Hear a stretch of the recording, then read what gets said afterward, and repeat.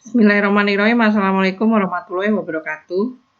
Alhamdulillah, pada kesempatan kali ini marilah kita bahas materi IPS kelas 9 semester ganjil, yaitu tentang perubahan sosial budaya dan globalisasi. Apa yang akan kita bahas? Di sini sudah ada peta konsep. Perubahan sosial, ada bentuk-bentuk perubahan sosial, ada faktor pendorong dan penghambatnya, ada dampaknya. Bentuk-bentuk perubahan sosial budaya yaitu lambat, cepat, kecil, besar, dikehendaki, tidak dikehendaki, struktur, dan perubahan proses.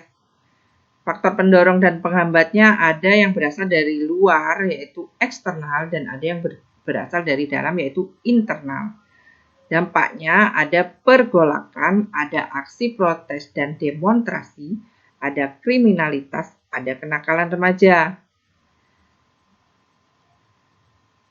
Pada dasarnya setiap manusia dalam kehidupannya pasti mengalami perubahan-perubahan. Berdasarkan sifatnya, perubahan yang terjadi bukan hanya menuju ke arah kemajuan, namun dapat juga menuju ke arah kemunduran.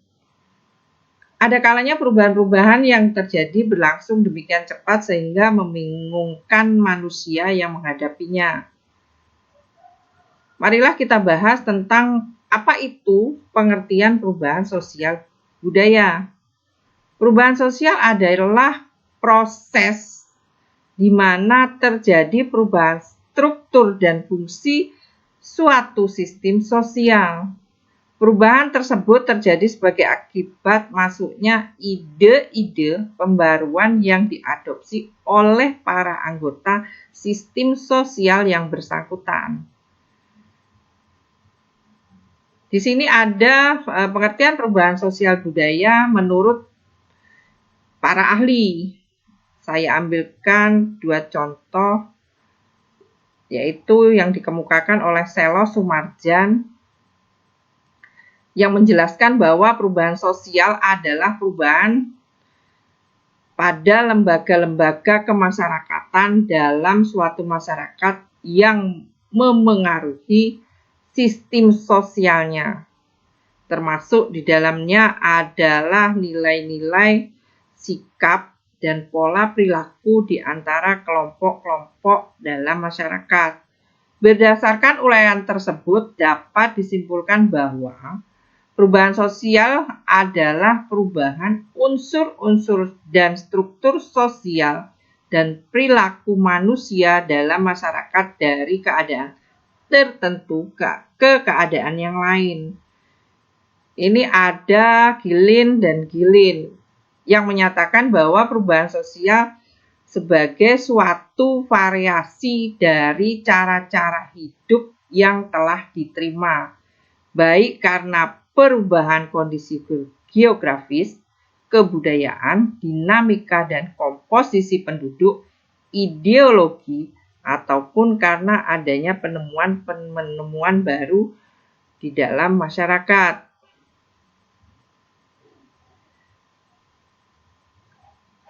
Bentuk-bentuk perubahan sosial budaya, yang pertama tadi ada perubahan lambat dan cepat. Perubahan lambat disebut juga evolusi. Perubahan ini terjadi karena usaha-usaha masyarakat dalam menyesuaikan diri dengan keadaan lingkungan dan kondisi-kondisi yang baru yang timbul sejalan dengan perubahan masyarakat. Perubahan cepat disebut juga dengan revolusi, yaitu perubahan sosial mengenai unsur-unsur kehidupan atau lembaga kemasyarakatan yang berlangsung relatif cepat. Seringkali perubahan relatif diawali oleh munculnya konflik atau ketegangan dalam masyarakat. Ada perubahan kecil dan perubahan besar. Perubahan kecil adalah perubahan yang terjadi pada unsur-unsur sosial yang tidak membawa pengaruh langsung atau pengaruh yang berarti bagi masyarakat. Contohnya perubahan model baju dan model rambut. Perubahan besar adalah perubahan yang terjadi pada unsur-unsur struktur yang membawa pengaruh langsung atau pengaruh berarti bagi masyarakat. Contoh perubahan besar adalah dampak ledakan penduduk, dampak industrialisasi bagi pola kehidupan masyarakat. Perubahan yang dikehendaki atau direncanakan dan perubahan yang tidak dikehendaki atau tidak direncanakan. Perubahan yang dikehendaki atau yang direncanakan merupakan perubahan yang telah diperkirakan atau yang direncanakan terlebih dahulu oleh pihak-pihak yang hendak melakukan perubahan di dalam masyarakat. Pihak-pihak tersebut dinamakan agent of change. Contohnya adalah keluarga berencana. Perubahan yang tidak dikehendaki atau yang tidak direncanakan merupakan perubahan yang terjadi di luar jangkauan pengawasan masyarakat dan dapat menyebabkan timbulnya akibat-akibat sosial tidak diharapkan. Contohnya adalah bencana alam. Kita lanjutkan, yaitu tentang sebab-sebab perubahan sosial budaya. Yang pertama, sebab yang berasal dari dalam masyarakat atau intern. Ada dinamika penduduk, yaitu pertambahan dan penurunan jumlah penduduk. Adanya penemuan-penemuan baru yang berkembang dalam masyarakat, baik penemuan yang bersifat baru ataupun penemuan yang bersifat menyempurnakan dari bentuk penemuan lama. Munculnya berbagai bentuk pertentangan dalam masyarakat, terjadinya pemberontakan atau revolusi sehingga dapat menyulut terjadinya perubahan-perubahan besar. Sebab yang kedua, yaitu sebab yang berasal dari luar masyarakat atau sebab ekstern, adanya pengaruh bencana alam, adanya peperangan, adanya pengaruh budaya masyarakat lain. Faktor-faktor pendorong perubahan sosial budaya yaitu adanya kontak dengan kebudayaan lain, sistem pendidikan formal yang maju, sikap menghargai hasil karya orang lain, toleransi terhadap perbuatan yang menyimpang, sistem terbuka masyarakat, heterogenitas penduduk, orientasi ke masa depan, ketidakpuasan masyarakat terhadap bidang-bidang tertentu. Yang terakhir, nilai bahwa manusia harus senantiasa berinteraksi untuk memperbaiki hidupnya. Ini ada faktor-faktor penghambat perubahan sosial budaya, yaitu kurangnya hubungan dengan masyarakat lain, terlambatnya perkembangan ilmu pengetahuan, sikap masyarakat yang masih sangat tradisional, rasa takut terjadinya kegoyahan pada integritas kebudayaan, adanya kepentingan-kepentingan yang telah tertanam kuat, adanya sikap tertutup dan prasangka terhadap hal baru, adat atau kebiasaan yang telah mengakar.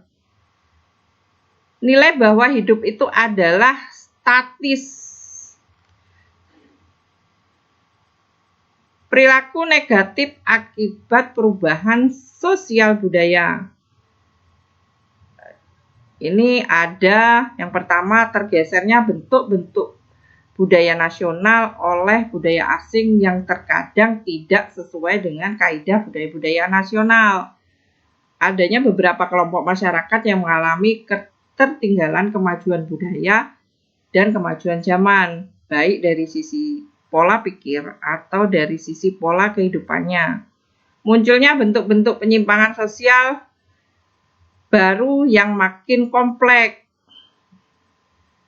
Lunturnya kaidah-kaidah atau norma budaya lama, misalnya lunturnya kesadaran bergotong royong di dalam kehidupan masyarakat kota.